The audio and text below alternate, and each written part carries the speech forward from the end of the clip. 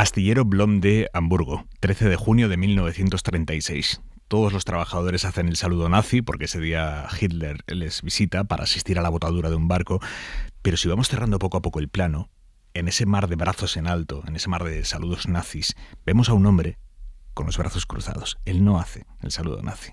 Es August Lamesser. Guillermo Altares, buenas noches. Hola, buenas noches. ¿Qué fue de ese hombre? Pues murió. Acabó siendo enviado, se casó con una judía por lo que le condenaron, porque era un crimen racial, lo que los nazis consideraban un crimen racial, y acabó muriendo en el frente, ¿no? Pagó, realmente es una imagen de una valentía extraordinaria que nos choca tanto porque es rara, porque la mayoría de los alemanes o apoyaron al nazismo con entusiasmo o simplemente dejaron pasar los días, ¿no? Entonces, ese tipo de imágenes de valentía nos interpelan mucho, ¿no? Porque es que hubiese sido el del brazo en alto, hubiese sido el de los brazos cruzados, ¿no? Es muy paradójico que un hombre que llegó a hacer ese ejercicio de valentía, de quedarse cruzado de brazos, terminara muriendo en el frente por un hombre en el que no creía. Sí. Realmente todo, el número de muertos, de millones de muertos en la Segunda Guerra Mundial, en batallas de las que nos acordamos, es tan inmenso que se perdieron generaciones enteras, ¿no? Pero sí, es paradójico, muestra hasta qué punto las dictaduras y los grandes totalitarismos fueron capaces de amedrentar absolutamente a toda la sociedad, y que cualquier atisbo de rebelión se pagaba con la muerte, ¿no? Pero también es que cuando uno lee sobre la Segunda Guerra Mundial, o sobre los crímenes de Stalin, de repente son como, si se mide en nuestros, es como en unas horas mueren como la población de Segovia, es una cosa increíble, ¿no? Difícil de concebir en nuestro mundo, ¿no? La fotografía de este hombre aparece en el último libro de Guillermo Altares, Los silencios de la libertad, cómo Europa perdió y ganó su democracia. Lo ha publicado con Tusquets, y en este libro aparece otra foto. Es una imagen tomada en Francia el 16 de agosto del 44. Se ve a una mujer rapada que lleva a un bebé en brazos, y detrás un grupo de mujeres, y todas tienen algo en común. Militantes de la resistencia les acababan de rapar la cabeza. Esta imagen la captó Robert Capa, y no solo fotografió a esa mujer rapada con un bebé en brazos, sino que siguió su camino hasta casa, en medio de insultos, de humillaciones, de burlas. Y esa escena se convirtió en una imagen icónica de la liberación de Francia. ¿Quién era esa francesa? ¿Qué fue de ella? Era una mujer muy joven que había sido, es verdad, partidaria de los nazis, que se casó tuvo una relación con un soldado alemán, tuvo un hijo. Al soldado alemán lo mandaron al frente por haber tenido una relación con ella, también murió.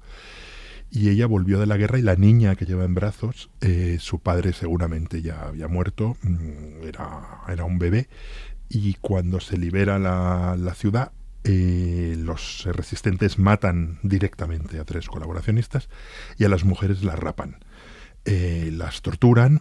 Ella fue procesada porque la acusaban de haber denunciado a unas vecinas, luego no hubo pruebas y se demostró que no era falso, la liberaron, pero su pasado la persiguió siempre. Murió alcoholizada jovencísima, creo que a los 40 años. Y su hija, esa hija en brazos, la última vez que hubo un documental sobre ella, cuando se supo su identidad, porque tardó muchísimo en saber su identidad, no hablaba, pero sí, no hablaba directamente, pero sí hacía llegar el mensaje de que sus hijas, las nietas de aquella mujer, no conocían nada de aquella historia, ¿no? Todavía las marcaba. Y las rapadas fue un fenómeno que se dio, en el franquismo, donde las mujeres eran rapadas y obligadas a tomar aceite de ricino, lo cual les provocaba una diarrea incontrolable, y paseadas por el pueblo, y en muchos casos luego procesadas y asesinadas. En el cómic de Cristina Durán, que acaba de salir, aparece una mujer rapada, pero después de la Segunda Guerra Mundial se dio una justicia expeditiva y bastante bastante espeluznante e incómoda, porque de nuevo es algo que nos interpela, ¿no? Es si hay algo que consideramos justo, lo que todos pensamos como algo que tenía que pasar, que nos parece, es la liberación de Europa, ¿no? De los nazis, o sea, pero incluso en esa liberación de Europa, en algo tan justo, tan necesario como librarnos de un totalitarismo, se produjeron cosas horribles, ¿no?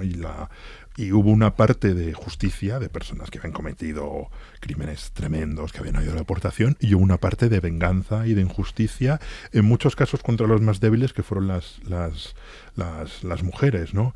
Que alcanzó a todos los estratos de la sociedad. Letty, una actriz francesa famosísima, se acostó con un alemán, y en el juicio, porque fue juzgada, dijo: mi corazón puede ser de Francia, mi vagina es mía. Y tuvo que ver toda esa capa, supo captar toda esa parte de humillación pública, ¿no? Y al final, bueno, es algo que fue celebrado durante unos años y luego fue ocultado en las sentinas de la conciencia francesa, como si aquello no hubiese pasado nunca. Nos cuesta interpretar como víctimas a quienes podían ser simpatizantes nazis, pero que sufrieron esta humillación.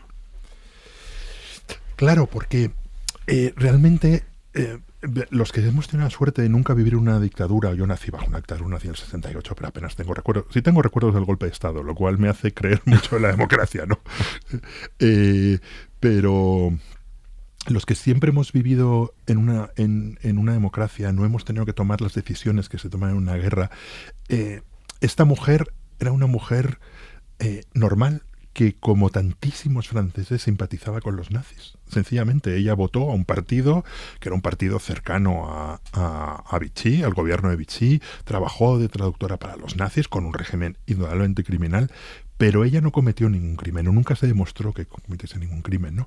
Y hay una película muy, muy bonita que se llama El Viejo, sobre la Francia de Vichy, que Truffaut decía que era la película El Viejo y el Niño, película perfecta sobre la Francia de la guerra, donde decía, muestra lo que hicieron la mayoría de la población francesa, que fue nada. Simplemente dejaron pasar la vida, ¿no? Esta es la historia de un niño judío que se esconde en el campo con un anciano, y ese anciano es profundamente antisemita, pero adopta a ese niño como su nieto. Y claro, él es antisemita, pero adora a un niño que es judío, aunque no sabe que es judío, ¿no? Y yo creo que en las dictaduras la mayoría de la gente adopta esa posición. Eso está muy reflejado en la última novela de Ignacio Martínez de Pisón, Castillos de Fuego, en el Madrid de la posguerra, donde hay un momento que un personaje dice, bueno, ya hemos perdido la guerra, hemos tenido durante unos años esperanzas de que esto podía cambiar, esto no va a cambiar, vamos a fundirnos con la masa, vamos a pasar desapercibidos, vamos a sobrevivir, ¿no? Y muchas de esas personas seguramente hicieron cosas que no deberían haber hecho en un mundo ideal, pero las hicieron por sobrevivir. ¿Por qué se les rapaba? ¿Cuál era el mensaje? La humillación pública. Era un mensaje clarísimo, igual que a las rojas en el franquismo además se les hacía tomar el aceite de ricino, que era horrible. Era humillación pública, se las rapaba en público, se las paseaba, se las escupía, se las humillaba. Correr desnudas por la calle. Claro, Capa tuvo la visión, que por eso es tal vez el mejor reportero de todos los tiempos, de contar eso, ¿no? Porque de todas las historias que podía haber contado en la liberación de Francia, contó esa. Y porque Capa siempre miraba a las víctimas, a los débiles, ¿no? Y como alguien que forma parte de un régimen totalitario horrible, a su vez se convierte en víctima, ¿no? Se las rapaba, se las pegaba, y en el caso de la justicia franquista, como queda claro en el cómic de Cristina Durán, además luego se las podía procesar. En Francia también luego se las procesaba, y hubo condenas a muerte y hubo asesinatos expeditivos también. Solo 1 de cada 5 habitantes del planeta vivía a principios del siglo XXI en una democracia plena, que es una estadística escalofriante. ¿Eso qué efectos tiene para nosotros? Quiero decir, el hecho de que millones de personas vivan en dictaduras o en democracias de cartón piedra hace de nuestras democracias entes más tolerantes con esas violaciones de derechos. Estamos aprendiendo a convivir con un mundo en el que lo nuestro es una excepción. Sí. Sí, y además durante bastante tiempo yo creo que todos tuvimos la esperanza de que iba a ir a mejor. Yo creo que China, en un momento dado se pensó que si China se abre la economía de mercado, se crea una clase media, se crea una burguesía, como al final pasó en España, ¿no? Es imposible que no surjan unas instituciones y que se convierta en una democracia liberal, y China ha ido a todo lo contrario, de una democracia a una dictadura cada vez alejándose más de la democracia, con un sistema represivo desconocido en el mundo, basado en el reconocimiento facial, en la informática. O sea, China te pueden controlar desde que sales a la calle. Es una cosa realmente muy, muy alucinante, ¿no?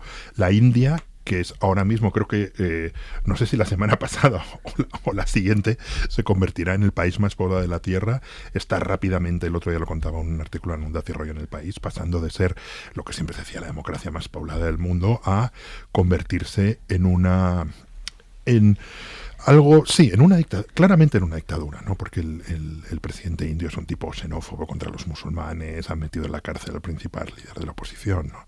Y para mí la manera en que nos relacionamos con las dictaduras se simboliza un poco en Mohammed bin Salman, ¿no? Que bueno, es o sea, muchísimos informes le acusan directamente de haber tomado la decisión de asesinar y descuartizar a un periodista, y fue un apestado durante un rato, y al final 6 meses. 6 meses se nos olvidó los crímenes que había cometido, o que encerró a todos sus parientes en un hotel, los torturó hasta sacarles dinero, ¿no? Entonces yo creo que tenemos que tener una sensación de privilegio. No quiere decir que tengamos que dejar de ser críticos, que tengamos que dejar de criticar lo que no funciona en nuestras sociedades, no sé, en este caso la vivienda, la desigualdad, la pobreza, la gente que no llega a fin de mes, pero también tenemos que ser conscientes de que las instituciones hay que cuidarlas, ¿no?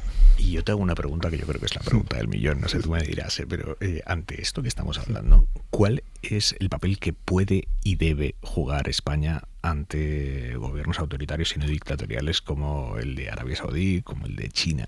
Sí. Es muy difícil. Yo creo que ahí la realpolitik se impone. A mí me gustaría decir que tendríamos que ser mucho más severos y que tendríamos que desde luego ser muchísimos más duros con ese tipo de gobiernos, pero es dificilísimo. Yo creo que sí, los medios de comunicación sí que tenemos un papel. No me gusta pensar que los medios de comunicación tenemos una misión. Los medios de comunicación tenemos la misión de contar la verdad y contar lo que ocurre, pero sí podemos mirar ángulos, ¿no? Podemos mirar zonas oscuras, ¿no? Y creo que sí que los medios de comunicación deberíamos estar todo el rato recordando que no es decente, que no son países homologables. Es verdad que las relaciones internacionales desde 1945 se hacen con estados y no con gobiernos, y por lo tanto pues te tienes que relacionar con esos estados, ¿no? Pero yo creo que nunca se debería decir lo bastante hasta qué punto son peligrosos, porque luego el otro día en Nueva York detuvieron a 2 policías chinos que tenían una comisaría para perseguir disidentes en Nueva York, ¿no? El asesinato de Khashoggi fue el asesinato de un disidente fuera de sus fronteras. Irán también ha perseguido a disidentes fuera de sus fronteras, ¿no? Y creo, ahora que digo Irán, también tenemos que admirar, yo creo que, y apoyar a las personas que se rebelan contra eso, ¿no? La imagen de las mujeres iraníes. O sea, que vivamos en un mundo donde no llevar pañuelo en el metro sea un acto de una valentía extraordinaria, en el que te puedes jugar la vida en la cárcel, una paliza, demuestra que estamos muy lejos vamos, no de una democracia universal, sino de que algunos países respeten los más mínimos derechos humanos. Valoramos poco esos actos de rebeldía. Sí, yo a veces me da la sensación de que sí. Es como el acto de la foto, ¿no? Sí. Es como el acto de la foto. Y luego sí que creo, ¿qué cosa podemos hacer? Creo que tenemos que tener una política de inmigración decente para las migraciones y los refugiados decente. Yo creo que ahora mismo no la tenemos. No digo que tengamos que hacer una política de puertas abiertas. También tenemos que denunciar lo que es la xenofobia repugnante de los partidos de ultraderecha, donde culpan a los sectores, o sea, gente que no tiene nada, que viene en barcas, que se muere en el Mediterráneo, que huye del hambre, del terror, de esto. Les culpan de todos nuestros problemas en la sociedad, en contra de las estadísticas, de los datos, de la lógica. O sea, yo creo que una cosa que puede hacer Europa es tener una política de inmigración decente, ¿no? Esta gente que huye, muchos de los migrantes que llegan aquí huyen de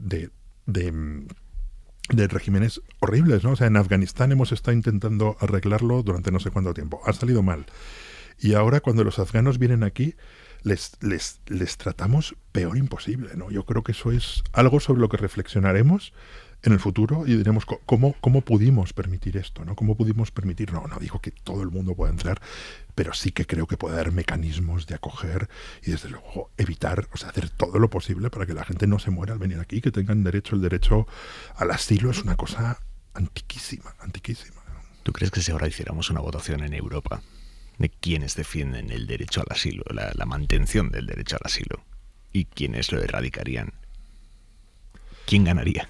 Me temo que ganarían los que lo recaerían, pero durante la crisis de los refugiados de 2015 hubo muchos países que luego han pagado con una subida de partidos de ultraderecha, lo cual es tristísimo, que tuvieron una posición extraordinariamente decente, ¿no? Las imágenes de columnas de refugiados llegando a pueblos alemanes y la gente en la calle para verles, es que me emociona contarlo, ¿no? De beber y de comer. Había como un servicio en los ayuntamientos para ayudar a esa gente. Iban alemanes normales y decían, ¿qué puedo hacer? Y había un momento, ayudarles a hacer los papeles, no sé qué, y había tanta gente que les tenían que rechazar. Digo, no hay más gente para ayudar, ¿no? Y ahí Merkel tomó una posición muy decente que tiene que ver con su propia historia familiar y con la propia historia de Alemania, que se olvida muchas veces que después de la Segunda Guerra Mundial, y de nuevo son, digamos, verdugos, entre comillas, convertidos en víctimas, se decidió la expulsión de todos los alemanes étnicos de muchos países europeos, ¿no? Como Hitler en parte había tomado como pretexto decir es que haya habido siempre alemanes, entonces se les expulsó y se expulsó a millones de alemanes en un plazo cortísimo, digo de memoria, pero que son 10 millones. O sea, de nuevo son estas cifras de la Segunda Guerra Mundial que te estalla la cabeza, ¿no? Y los alemanes los acogieron en un país en ruinas, destrozado, los acogieron, ¿no? Y la familia de Merkel era de esos alemanes, ¿no? Y cuando vio a aquella gente que salía de la guerra de Siria, que nosotros estábamos viendo las matanzas del ISIS, estábamos viendo los bombazos con gas sarín, o sea, todo ese horror, realmente los acogieron y muchos países tuvieron un comportamiento extremadamente decente y ahora mismo pues a los afganos les estamos dando la espalda, ¿no? Te has referido a los verdugos y me interesa mucho porque cuando hablamos de las dictaduras sí, habitualmente destacamos la figura de las víctimas, de las miles de personas que mueren bajo esas dictaduras, pero ¿y los verdugos? Quiero decir, esa persona que un día, este no es el proceso, pero un día es capaz de levantarse y matar a otro, ¿no? En nombre del Estado, y saquear la casa de una persona antes de que esa persona le fusilen. ¿Todos somos susceptibles de ser verdugos de alguna manera? Sí, es una conclusión, iba a decir, pero me parece muy pretencioso a la que llega este libro, ¿no? A la que después de leer autores que lo han explicado mucho me convenció. Hay un periodista de la BBC que se llama Laurent Rees, que tiene una serie de libros muy interesantes, aquí lo publica Crítica, y es un tipo que entrevistó para documentales de la BBC a muchos verdugos de la Segunda Guerra Mundial, ¿no? Y le hizo una entrevista aquí al lado, en Gran Vía, me acuerdo, sobre un libro sobre Auschwitz, y él decía, nunca ningún genocidio se dejó de llevar a cabo por falta de genocidas, ¿no? Y es una frase muy bestia, pero que es verdad. Si vemos los crímenes que han ocurrido, no sé, en la guerra de la ex Yugoslavia, la limpieza étnica, la guerra civil española, o sea, son crímenes tan masivos que se llevaron a cabo con la complicidad de mucha gente, ¿no? El Holocausto, que es el crimen de los crímenes, o sea, no se podía llevar a cabo sin los señores que hacían los horarios de trenes. Y los señores que hacían los horarios de trenes sabían a dónde iban esos trenes y sabían que iban llenos y volvían vacíos.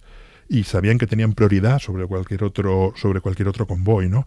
Y cualquier crimen, por muy horrible que sea, cuando se estudian los pogromos, por ejemplo, se habla de la intimidad de la violencia, ¿no? Como las víctimas muchas veces conocen por nombre y apellido, los conocen de toda la vida a tus verdugos, ¿no? Porque es tu panadero, personas que trabajaban en todos los oficios, ¿no? Tu panadero, tu costurera, y eso nos llega a reflexionar que en esa dicotomía de que hubiésemos hecho una dictadura, si hubiésemos sido verdugos, si hubiésemos sido simplemente ver pasar la vida y tratar de sobrevivir, o si hemos sido héroes, las dos categorías es lo posible, ¿no? Y si no es enrollarme mucho, hay pocos testimonios de verdugos de la Guerra Civil Española, y hay un alucinante que es el de las memorias de José Luis de Villalonga, que es una cosa demencial. Lo descubrió en sus memorias un amigo mío, Íñigo Domínguez, porque llegó a ellas por casualidad, y dices que este tío, su padre, que quería que hiciese la guerra civil, en vez de mandarlo al frente, lo puso a fusilar. Dice José Luis de Villalonga, dice, acabamos fusilando como quien va a la oficina. Sí. He comprendido mucho más tarde lo de los alemanes. Aquellas burradas se hicieron por falta de responsabilidad. Si te quitan la responsabilidad, te convierten en un bestia. Y a lo que te mandan, te acostumbras. Sí. El ser humano se acostumbra. A todo, sí. Y a la violencia extrema. Hay Otro relato que descubrí en un libro de la Guerra Civil sobre los fusilamientos en Valladolid, y se sabe porque de repente hay un bando del gobernador militar que dice la justicia necesaria y dolorosa, no sé qué. Pero por favor, básicamente le dice a la población, compórtese, porque dice, van niños, van mujeres a contemplar los fusilamientos, se venden churros, se vende anís. O sea, era un espectáculo en la ciudad popular ir a ver fusilar a la gente. O sea, son cosas que yo creo que no se nos escapan del entendimiento, ¿no? Pero claro, no estamos hablando de la guerra de los 30 años o de, no sé, la matanza de la herejía de los cátaros. Estamos hablando de cosas muy, muy recientes y cosas que se vuelven a producir, ¿no? Es que muy recientes estamos hablando antes de ayer. O sea, ¿qué lleva a una persona de Valladolid a comprar churros para ver un fusilamiento? Para ver un fusilamiento, o en la guerra de Bosnia y de Croacia hay muchísimos casos de pueblos limpiados enteros, ¿no? Acabo de leerme un libro que se llama Las sepultureras, que cuenta la historia de una fosa común, y quien descubre la fosa común es un camionero, un señor que trasladaba los cadáveres en un camión. Y todo el mundo sabía lo que pasaba y todo el mundo colaboraba. O sea, para cometer ese tipo de crímenes se necesita mucha gente, se necesita gente que elabore listas, gente que prepare, gente que reparte armas, gente que diga este es un serbio, este es un croata, gente que señale. Se necesita una infraestructura que requiere una colaboración enorme, ¿no? Y eso es, de nuevo, nos enfrenta a un espejo tremendamente incómodo. Gente que señale, dices. El papel de los delatores. ¿Cuál es el papel de los delatores a lo largo de la historia? Yo creo que es apasionante y espeluznante, ¿no? En la RDA, que seguramente fue el país con mayor número de delatores, todos hemos visto la película esta de La vida de los otros, fue el país con un mayor número de escuchas y de delatores. Salieron casos de un matrimonio donde el marido informaba de la mujer desde que se casaron. Salieron casos de un hermano que informaba sobre su hermano, ¿no? De nuevo hay maldad. O sea, yo sí que creo que existe la maldad, ¿no? En ETA podía cometer los crímenes que cometía porque había gente que señalaba y que les ayudaba. No creo que existe la maldad. Pero muchos de esos casos, de nuevo, habría que estar ahí. No trato de justificar que alguien denuncie a su hermano, ¿no? Pero ¿qué pasa si de repente cogen a tu hijo y te dicen, o tu hijo va a la cárcel o al gulag durante 30 años, porque los regímenes dictatoriales ese tipo de cosas las hacen muy bien, entre muchas comillas, o no vuelves a ver a tu hijo en tu vida y es muy posible que tu hijo muera en el gulag, o denuncias a tu vecino o a tu mujer? ¿Qué haces? Claro, nosotros todos nos gustaría ser un héroe y decir, no, yo voy a ser una persona decente, no sé qué, pero claro, las guerras, las dictaduras crean situaciones horribles, ¿no? Crean personas malvadas que hacen el mal y personas que no son capaces de ser héroes, ¿no? Por eso yo creo que los actos de heroísmo, como el de Ángel Salbris, el diplomático español que salvó a muchísimos judíos en Budapest durante el nazismo, durante el Holocausto, un funcionario de aduanas suizo que simplemente dejaba pasar a los judíos, decía, pero ¿cómo voy a dejar a esta gente que huyen del nazismo que no entren en Suiza, que es un país de acogida, ¿no? O también un croata un serbio que simplemente salvó la vida de muchísimos de sus vecinos cuando venían a cogerles. Decían, no, este es serbio. Y entonces salvaba la vida y a la vez que se la jugaba, ¿no? Eso es lo más difícil. Y lo otro, claro, las dictaduras tienen muchísimos mecanismos de amedrentamiento, chantaje, temores, que hay más humano que el miedo. Incluso, ¿no? Sin ir al temor. Leyendo tu libro he descubierto que, por ejemplo, los romanos tenían montado su imperio en base a un sistema de incentivos, que era si tú delatas y esa delación sigue adelante, tú te quedas con una quinta parte de la pasta de este tío al que has delatado. Claro, es que tú imagínate lo que te ahorras en policía, ¿no? O sea, claro, no sé, la Securitate tenía otra cosa todavía peor, bueno, aparte de un sistema de delación absoluta de micrófonos, luego convertía a los torturados en torturadores, por ejemplo. Creó un método para convertir los torturados en torturadores, que es una cosa horrorosa, pero que les hacía, de nuevo, convertía a las víctimas en verdugos y les hacía entrar en el sistema, ¿no? Pero la delación es muy complicada y realmente las dictaduras saben manejarla muy bien. Ahora acabas de leer un libro, no me acuerdo del título, me llegó el otro día el periódico, sobre los porteros durante la posguerra y el primer franquismo, ¿no? Como los porteros en muchos casos era un trabajo que se otorgaba a gente mutilados de guerra o gente que había cometido en el bando nacional, y naturalmente y se utilizaban como una forma absolutamente eficaz de control. Claro, quién subía, quién bajaba. ¿Viste el otro día, hace un par de semanas, una foto de una chica en Auschwitz que posaba en la vía del tren por la que llegaban los judíos para ser gaseados hasta 10.000 al día en ese campo de concentración? Y hoy, en 2023, esa tipa va con su novio y se sienta en la vía y posa con una postura sexy en la vía con Auschwitz de fondo, y el novio le hace una foto. ¿Qué nos pasa? No sé, es una locura. Yo de Auschwitz sí que tengo una historia, porque he ido varias veces, hice un reportaje muy largo para El País semanal y fui con un grupo de periodistas, nos invitó a Auschwitz, que solemos de periodistas de toda Europa que escriben a menudo sobre el nazismo, y me tiré 4 días en Auschwitz explicando todo el proceso de restauración, porque es muy complicado. Lo único que se tocan son las alambradas, el resto lo tienen que dejar todo como estaba en 1945 cuando entran los soviéticos. No se puede tocar nada, se puede restaurar, pero no tocar. Siendo lo más apasionante y lo más terrible es que hacen con el pelo. Hay montañas de pelo que hasta ahora se conservaban, y ahora el Memorial de Auschwitz ha decidido simplemente dejar que se disuelvan, que a lo largo de los años se disuelvan, ¿no? O sea, entonces cuando llegas a Auschwitz realmente es espeluznante, ¿no? Y nosotros íbamos en ese grupo y había un chico que hacía alguna broma de vez en cuando. Nosotros, o sea, realmente el resto, todo lo que ves y pues cuando más te lo explican, o sea, yo no sé cómo alguien tiene ganas de hacerse un selfie cuando llega ahí, a no ser que no entienda dónde está. Qué raro no entender dónde está, porque irte hasta Auschwitz, que tampoco es fácil, en ese caso está Birkenau, o sea, y no entender dónde está, ¿no? Este chico hacía alguna broma de vez en cuando, con mucho humor, muy graciosa.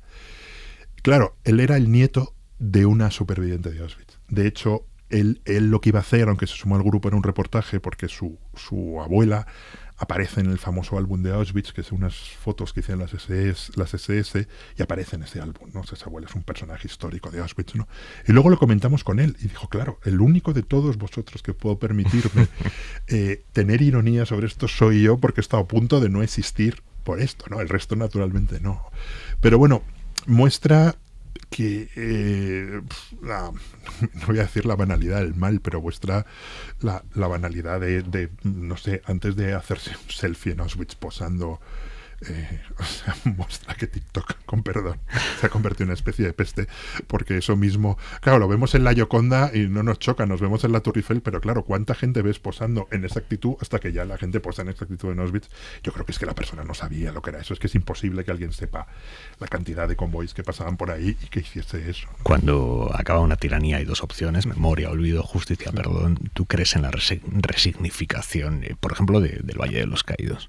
Sí, yo creo que o sea, yo soy muy defensor de la transición, con todos sus defectos. Creo que no se podía haber hecho otra cosa. Creo que, evidentemente, si el primer gobierno socialista de Felipe González, cuando ha habido un golpe de Estado hace unos meses, la primera decisión que toma es sacar a Franco del Valle de los Caídos, no sé si la democracia hubiese sobrevivido, creo que hay que hacerlo. Creo que en España, sobre todo, o sea, relacionado con eso hay dos problemas muy graves. Uno es el de las fosas, ¿no?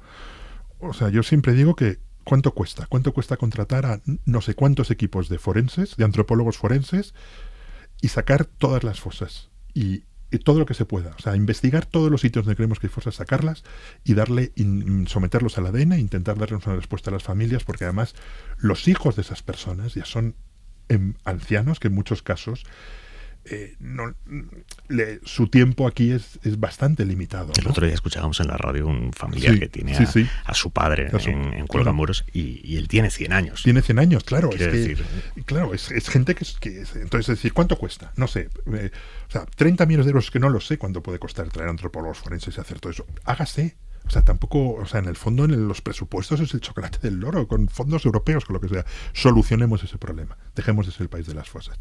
Y lo otro, yo creo que tenemos un problema de cartelería, ¿no? Que ahí un amigo mío periodista, Ramón Lobo, siempre lo cuenta, y lo cuenta con mucha gracia, que es, uno va por Díaz por Liez y entonces hay una placa que dice, Miguel Hernández compuso aquí las nanas de la cebolla. Compuso ahí las nanas de la cebolla porque está en la cárcel de Díaz por Liez y porque está en la cárcel. O sea, tenemos un problema de carteles, ¿no? O sea, Ojalá el Valle de los Caídos alguna vez se lo coma la vegetación de la sierra madrileña, se lo coma la jara y se derrumbe. Pero meternos ahí derrumbe, que pone un cartel muy gordo de esto fue Colgamuros, un campo de concentración, aquí murió no sé cuánta gente a hacerlo, estuvo enterrado un dictador asesino de masas, etcétera. Y lo mismo que, no sé, que en la Checa de Fomento, si no es un problema de cartelería de todos los lados, ¿no? Yo creo que en Madrid, yo voy mucho en bici por la Casa de Campo, está lleno de vestigios de la guerra civil, ninguno está señalizado. Y es una cosa decir, que cuesta decir, estos eran posiciones de tanques de artillería de las que se bombardeaba Madrid, los bombardeos sobre Madrid costaron no sé cuántos muertos. Vivo al lado de un sitio que se llama La Gota de Leche, que fue donde un bombardeo horrible de mujeres muy humildes que estaban esperando en muchos casos con los niños a que les diesen leche, cayó, fue uno de los primeros bombardeos franquistas contra la ciudad, murieron no sé cuántas mujeres, que cuesta poner un cartel ahí, simplemente miremos nuestro pasado o sea, yo creo que eso, o sea, tampoco es de nuevo tan caro. Hay una aplicación, de hecho, en el móvil que te lo señala, y señala todos estos sitios que luego cuando uno va no aparecen, ¿no? Guillermo Altares, periodista del País y autor de Los silencios de la libertad, cómo Europa perdió y ganó su democracia. Ha sido un placer, Guillermo. Muchísimas gracias. Un abrazo.